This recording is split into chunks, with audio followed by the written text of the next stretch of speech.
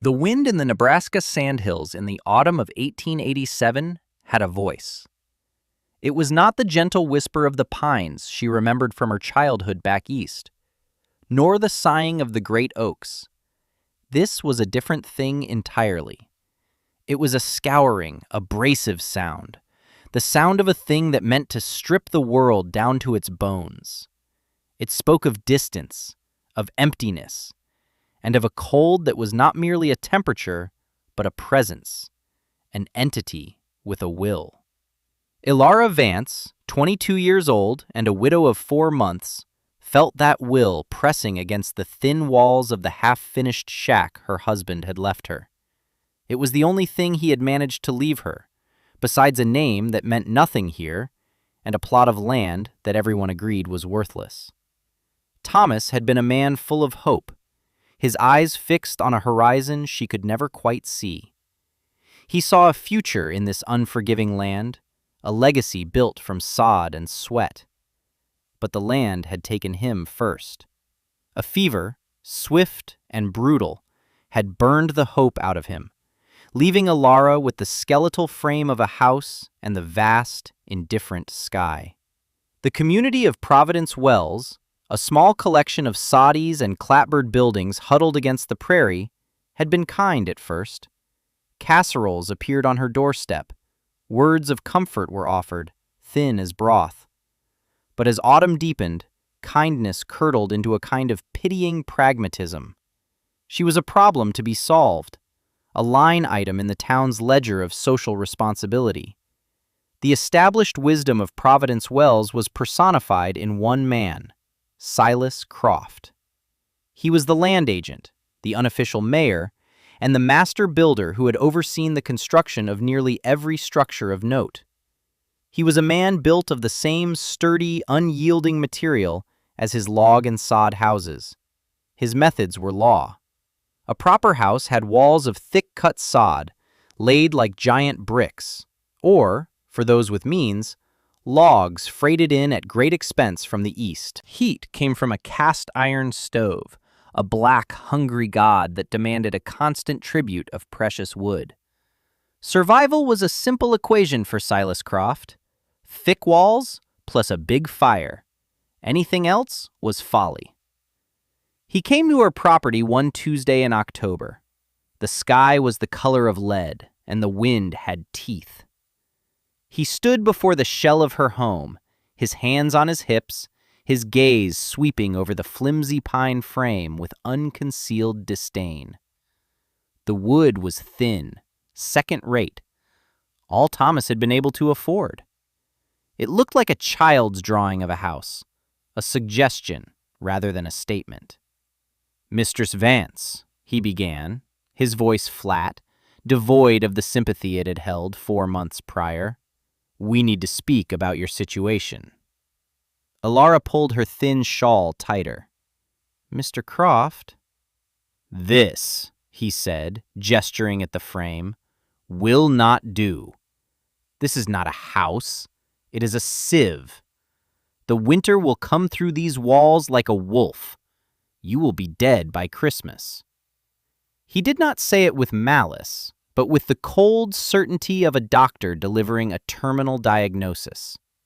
It was a fact, and he was merely its messenger. "I intend to finish it," Ilara said, her own voice barely audible above the wind. Croft gave a short, sharp bark of a laugh. "Finish it? With what?" "Your husband, may he rest, owed a considerable sum to the mill for this lumber. A sum I co-signed out of respect for his ambition." He let the words hang in the air. The ambition that had led to this. The ambition that had failed. "The lumber has value. Your position does not. I am repossessing the timber to settle the debt."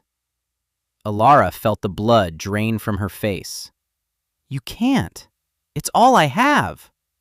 "What you have," Croft said, stepping closer, his shadow falling over her, "is an untenable piece of land and a choice.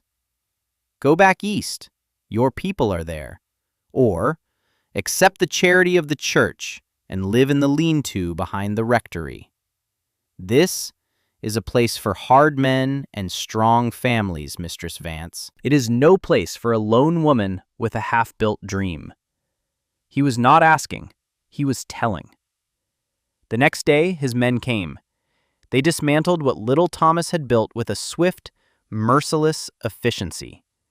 They took the good floorboards, the corner posts, the ridge beam. They left her with the scraps. A few dozen mismatched planks, a pile of shorter studs, and the naked, useless foundation posts sticking out of the dirt like broken teeth. They left her with the wind and the coming winter. That night, huddled in the cold shell, wrapped in every blanket she owned, Alara Vance understood that she had been sentenced. She had been formally and publicly condemned to failure. The town had washed its hands of her. She could freeze or she could flee. She did neither.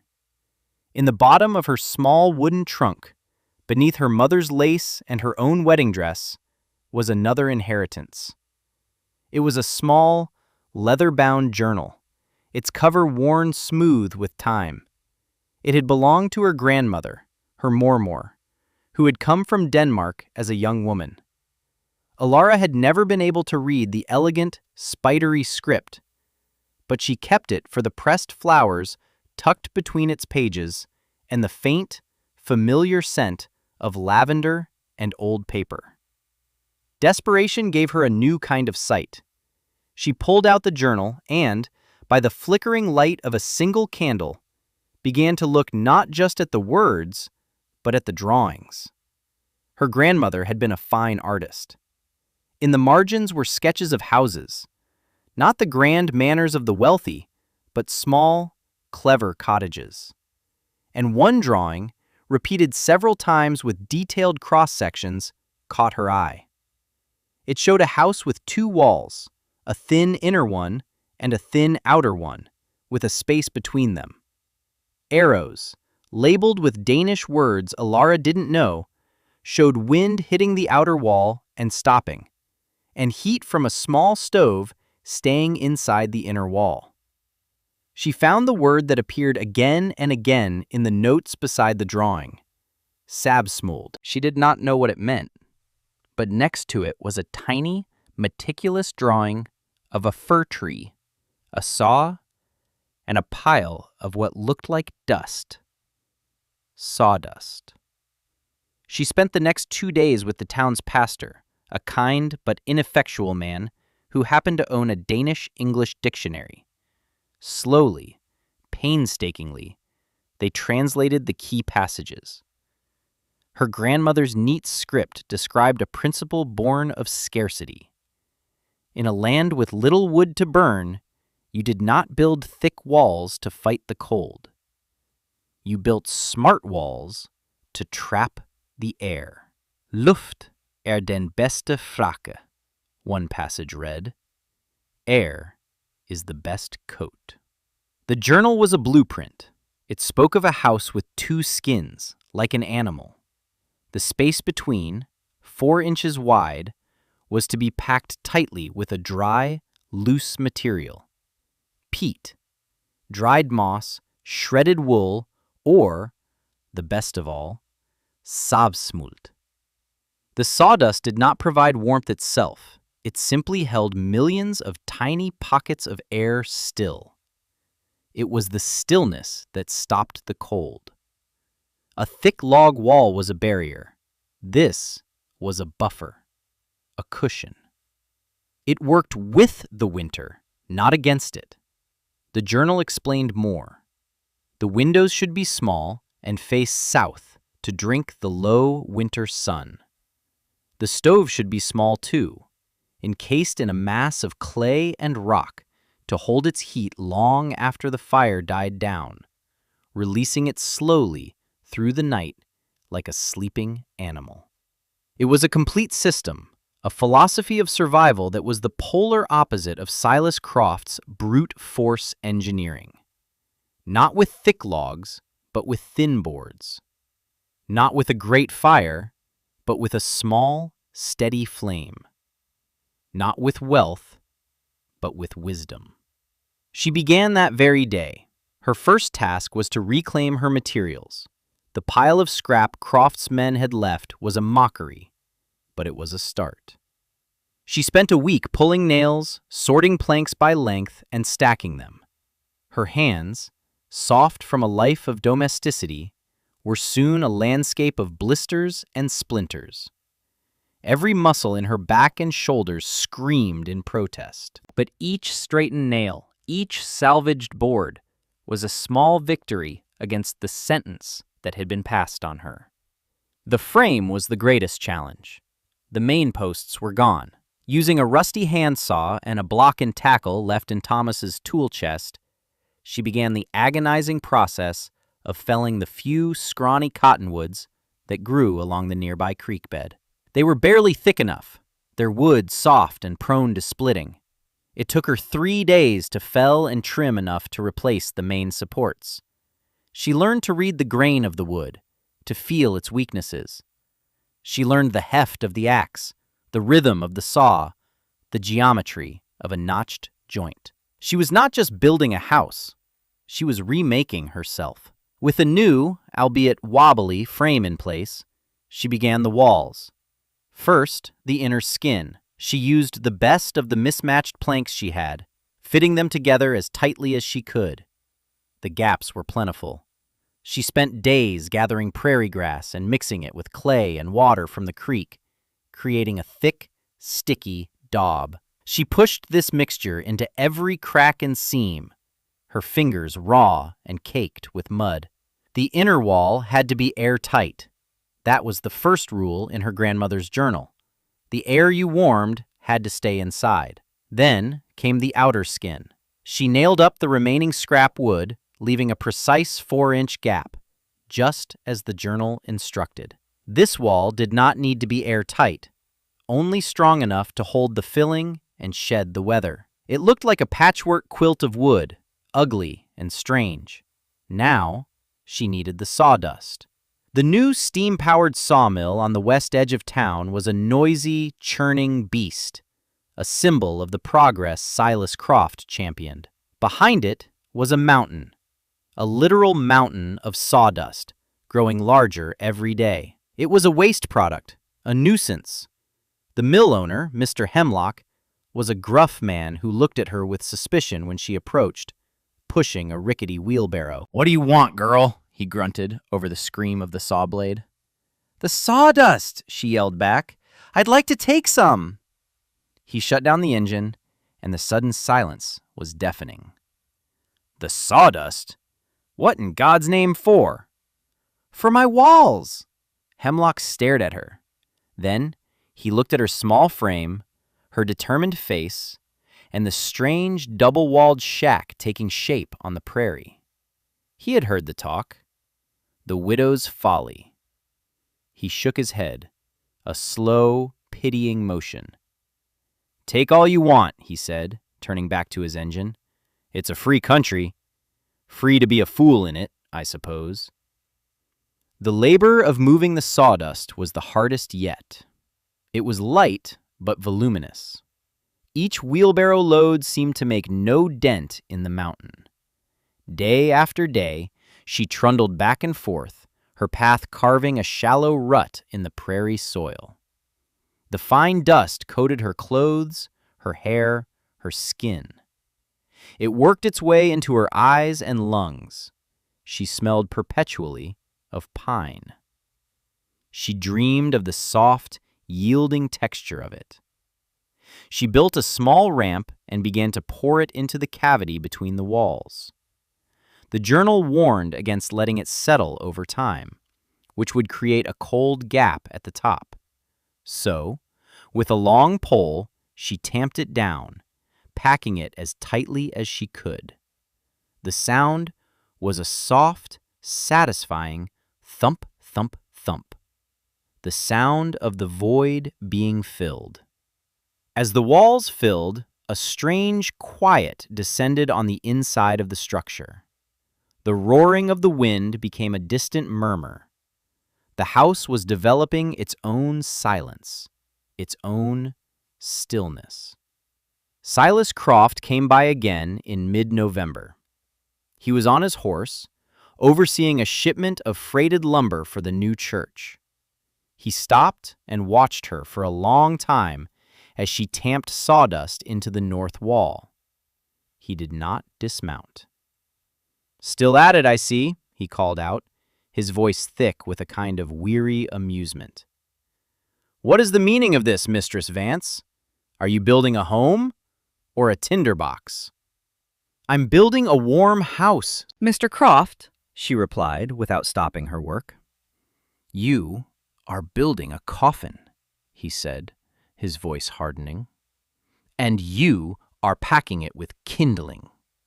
When that stove of yours gets hot, this whole foolish thing will go up like a torch. You are a danger not only to yourself, but to the prairie. I should have it torn down as a fire hazard." "The stove won't touch the walls," she said calmly, pointing to the area she had cleared inside. "It will be surrounded by clay and stone. It's in my grandmother's book." Croft snorted. "Your grandmother's book. Old country nonsense. We are in a new country now, Mistress Vance. We have new ways. Better ways." He looked at the ugly, patched-together structure, then back at his own solid, predictable work in the distance. "I wash my hands of this. When the first blizzard hits, do not come crying to the town for shelter. You have made your bed. The Lord have mercy on your soul when you are called to lie in it." He spurred his horse and rode away, leaving a cloud of dust and derision in his wake. His words were a physical blow, but they did not stop her. They fueled her. Let them mock, let them predict her doom. The quiet thump of her tamping rod was the only answer she needed. She built the roof last, a shallow pitch, also with a double layer packed with sawdust. She scavenged 2 mismatched window sashes from a junk pile and, using a precious pane of glass she had saved and another she bought for a pittance, she created 2 small, double-paned windows. She mounted them on the south wall, where they would catch the most sun. Her final project was the stove. It was a tiny potbelly stove, discarded by a family who had upgraded to one of the giant, wood-hungry models Croft favored. She sealed its cracks with furnace cement and built a massive hearth and surround for it, using rocks from the creek bed and her clay grass mortar. The mass of stone and clay was 3 feet thick behind the stove and extended into a bench that ran along the wall. It was the ugliest piece of furniture she had ever seen. It was also the most beautiful. This was the thermal battery her grandmother had written about, the heat sink. It would absorb the stove's fierce, immediate heat and bleed it back into the room, slowly, for hours and hours. By the first week of December, it was done. From the outside, it was an absurdity, a shack of mismatched boards, squat and unlovely, with 2 tiny, staring windows. The townspeople called it the Sawdust House or Vance's Folly. Children would sometimes dare each other to run up and touch it as if it were haunted. Inside, it was a sanctuary. It was small, barely 12 feet by 12 feet, but it was still. The ever-present wind was gone, its voice silenced by 4 inches of packed sawdust. The air was calm and held a faint, clean scent of pine. Ilara moved her few possessions inside: a rope bed, a small table, a single chair, and her grandmother's trunk. It felt less like a house and more like a snug burrow, a den dug deep into the earth. She waited. The cold came, as it always did, but this year it was different. It came with a spiteful, predatory edge. The old-timers felt it in their bones. They called it a wolf winter. Temperatures dropped, and the ground froze solid. The wind was relentless. In town, the great iron stoves began their hungry work, consuming cords of wood at an astonishing rate. The sound of axes splitting logs became a constant, frantic percussion in the frozen air. Alara's routine was different. In the morning, the sun would stream through her south-facing windows, and the interior of the little house would warm noticeably. Even on cloudy days, the diffuse light added a measure of warmth. She would light a small fire in her potbelly stove for 2 hours in the late afternoon. She used only a few pieces of wood, mostly dried cottonwood she had gathered. The little stove would glow cherry red, pouring its heat not just into the air, but into the massive clay and rock bench beside it. Long after the fire was out, the bench would radiate a gentle, steady warmth through the long, dark night. Her woodpile, a fraction of the size of her neighbor's, seemed to barely shrink. She was not just surviving. She was comfortable. Then, on the 12th of January, 1888, the sky turned a strange, ominous shade of grayish yellow. The air grew unnaturally still and warm. The temperature, which had been hovering near zero, climbed into the 30s. Chickens came out of their coops, confused. It was a weather breeder, a false spring. The old-timers looked at the sky and hurried inside. The change came at midday. A low, dark wall of cloud appeared on the northwest horizon, moving with unnatural speed. Within an hour, it was on them. The temperature plunged, not by degrees, but by tens of degrees. It dropped 50 degrees in 3 hours.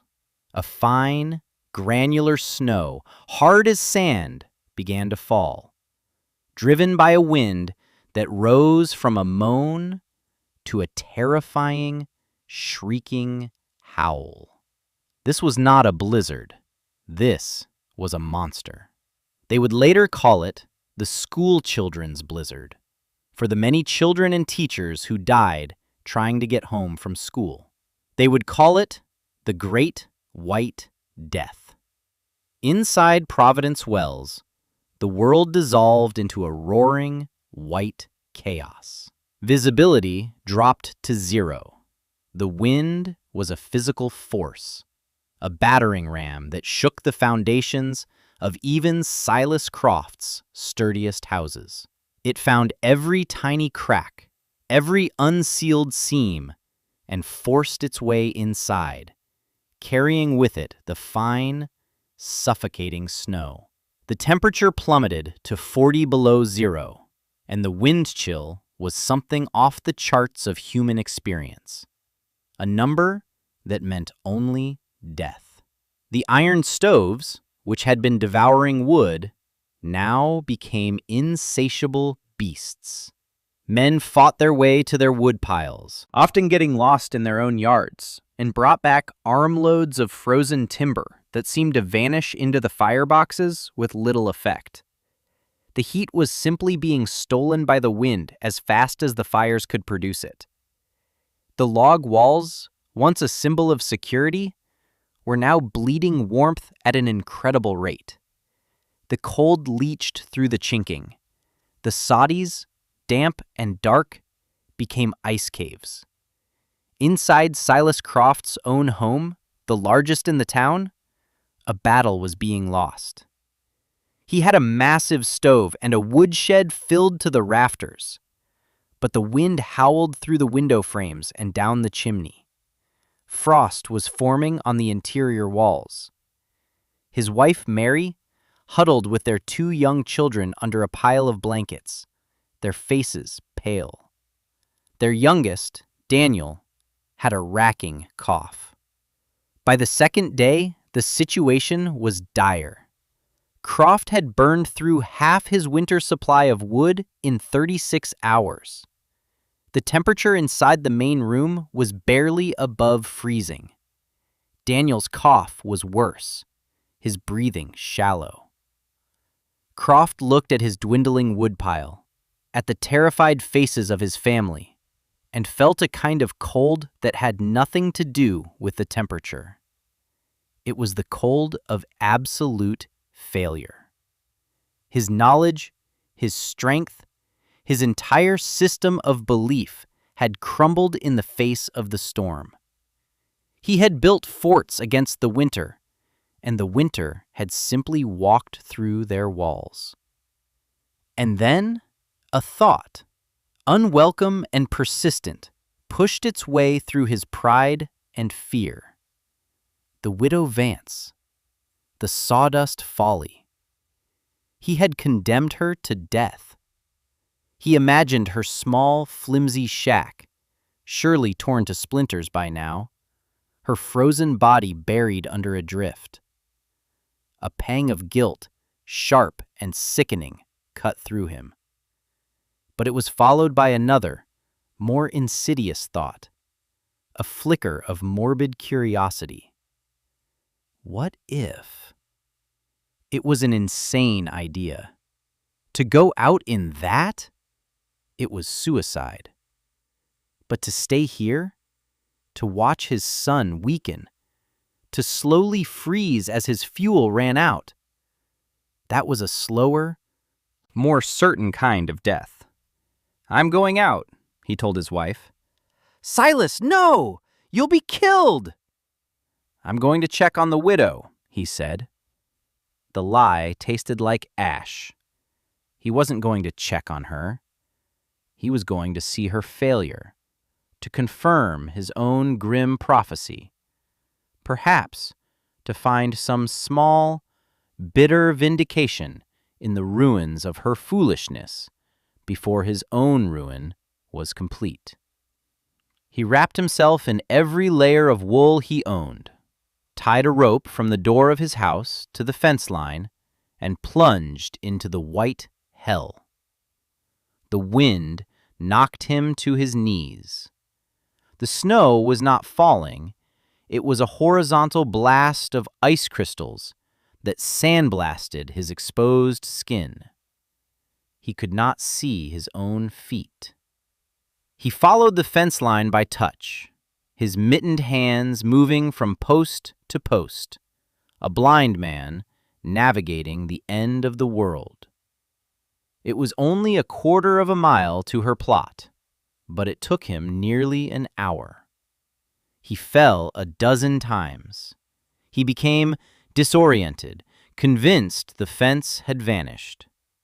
He was about to give up, to surrender to the roaring cold, when his hand brushed against a different texture. Wood. The corner of her shack. He staggered around it, expecting to find it breached, filled with snow. But the wall was solid.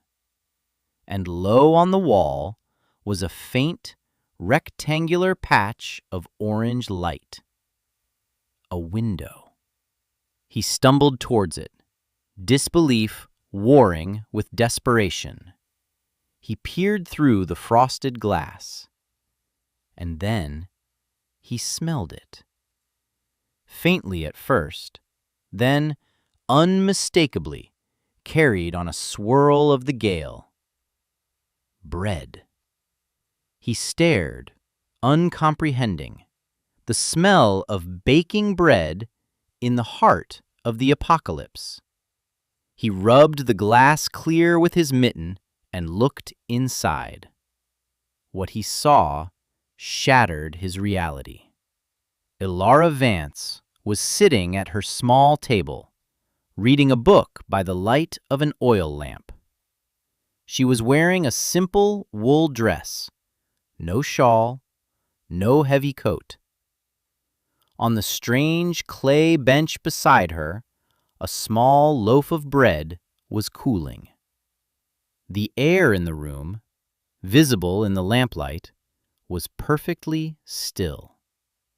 There was no hint of a draft, no swirl of frost.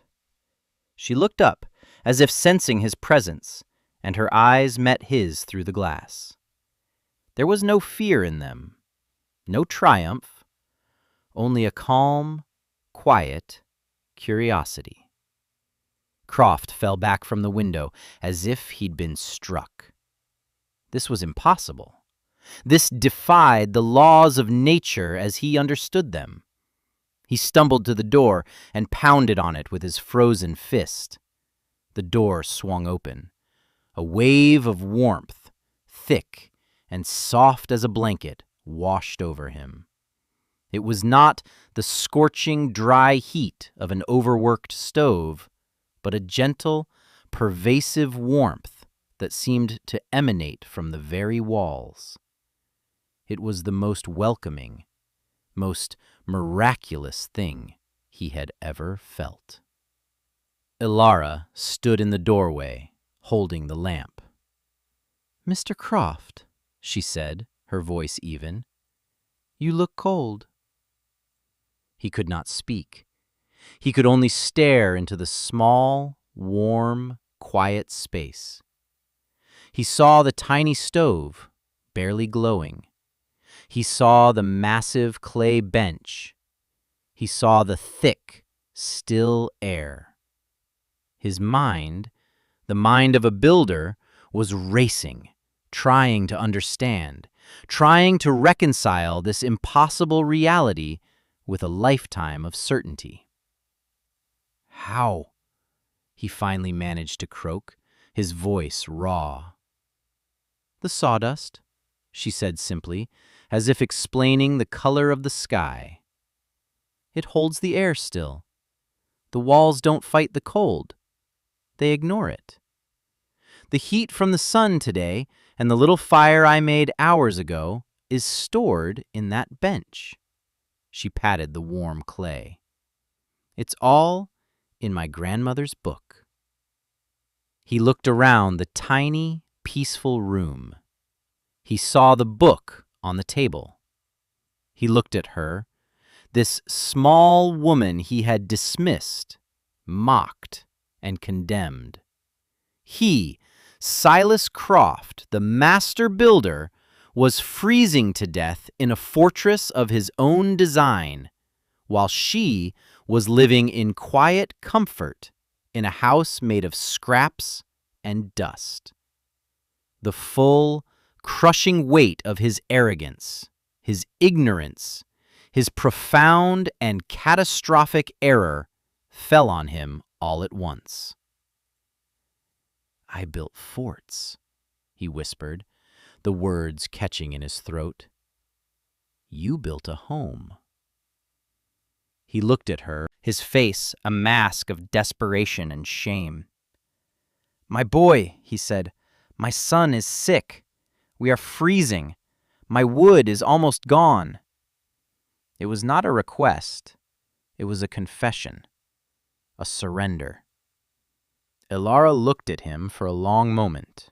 Then she nodded. "Bring them here," she said. "There is room." Croft made the journey back, a man hollowed out and reborn. He brought his family through the storm, following the rope he now understood was a lifeline to a wisdom he had never imagined. When Mary Croft and her children stepped into the sawdust house, their gasps of wonder were a hymn to the impossible. The warmth enveloped them, soothed them. Daniel's shivering stopped. He fell asleep on a pallet by the warm clay bench, his breathing already easier. Before the night was over, 2 other families had found their way to the impossible warmth of the widow's folly, guided by a desperate hope. Ilara's tiny house, the object of the town's ridicule, became an ark. She shared her bread and her stew, her small space filled with the stunned, humbled survivors of a failed philosophy. They huddled not in fear, but in a quiet awe. When the blizzard finally broke 2 days later, the world was remade. The sun shone on a landscape of immense, sculpted drifts. The silence was absolute. Providence Wells was half buried and frozen solid. The story of the survivors in the Sawdust house spread faster than fire. The town emerged, blinking into this new reality. They saw Silas Croft, the pillar of their community, shamefaced and humbled. They saw Elara Vance, the outcast widow, not merely as a survivor, but as a prophet. The sentence had been overturned. The fool on the hill was now the sage. In the weeks that followed, a procession of townspeople came to Elara's door. They did not come with pity or charity. They came with questions. They brought their own master builders, their town elders, who walked through her small home, touching the walls, feeling the radiant heat of the clay bench, their faces a mixture of confusion and wonder. Elara, with quiet dignity, showed them her grandmother's journal. She explained the principles of trapped air, of thermal mass, of passive solar gain. She used simple words to describe a profound physics they had never considered. Silas Croft was her first and most ardent student. He publicly declared his own methods to be flawed, his certainty a product of ignorance. He announced that all debts owed by the late Thomas Vance were forgiven, and that the deed to Elara's land was hers, free and clear. He then did something even more remarkable. He asked her to teach him. That spring, the sound of construction in Providence Wells was different. They were not building Croft's massive, inefficient forts. They were building Vance houses. Under Elara's guidance, they learned to build with two skins, to fill the void with the sawmill's free and endless bounty. They learned to orient their homes to the sun, to build small, smart stoves encased in heat-storing clay. Elara Vance never remarried. She had found a different kind of partnership, a purpose that filled her life. She became the town's consultant, its architect of survival. The outcast became the cornerstone. Her small, ugly house became a revered model, a testament to the idea that the most powerful solutions are often the most humble, and that wisdom, like a forgotten seed, can lie dormant for generations, waiting for the right season of desperation to bring it to life.